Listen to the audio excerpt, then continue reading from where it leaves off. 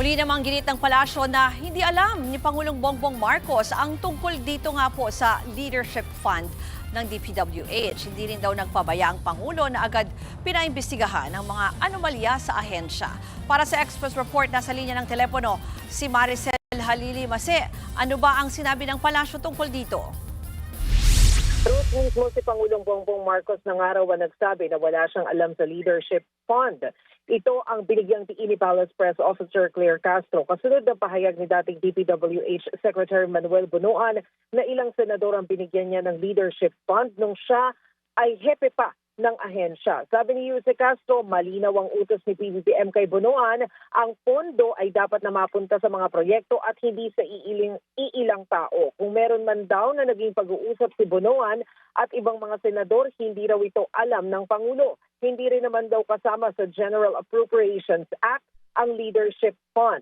Sinabi rin ni Jose Castro na hindi niya direktang sasabihin na nalusutan ang Pangulo sa pangyayaring ito. Ang ipinupunto lamang daw niya, kaya raw pinaimbestigahan agad ni PBBM ang sinasabing anomalya sa infrastruktura mula nung malaman niya ito dahil hindi raw ito uubra sa Pangulo. Ipinagpaubaya naman ng Malacanang sa Korte ang desisyon kung nararapat bang maging Senate o State Witness si Bunuan. Pakinggan natin ang sinabi ni Undersecretary Claire Castro. Ano ang ginawa ng Pangulo nung nalaman niya na may anomalya sa DPWH? Dahil mali na yung report ni Secretary Manny Bonoan, ang ginawa agad ng Pangulo, nagpaimbestiga.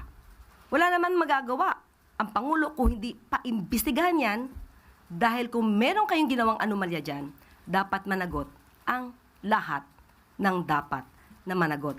Hindi po ito pinabayaan ng Pangulo. Samantala, muli namang sinabi ng Malacanang na bukas ang Pangulong Marcos na makipag-usap sa kahit na sinong hindi sumasang-ayon sa kanya. Pero paglilinaw ni Jose Claire Castro, hindi partikular na tinutukoy dito ng Pangulo si Vice President Sara Duterte. Ang sinasabi raw ng Pangulo ay kahit na sino na kontra sa kanya.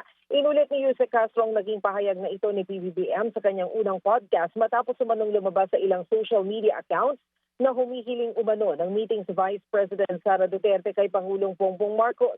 Sabi ni Jose Castro, wala siyang makukumpirmang detalye ukol dito dahil wala daw binababang ganitong impormasyon sa kanyang tanggapan. Narito ang sinabi ni Jose Castro. Ang sabi na Pangulo, podcast, kahit sino, sa lahat na maaaring hindi sumasang-ayon sa kanya, siya ay bukas upang makipag-usap para magkaroon ng magandang pagkakaintindihan. Hindi partikular para kay Vice Presidente. Baka kasi magkaroon na naman ng misinterpretation.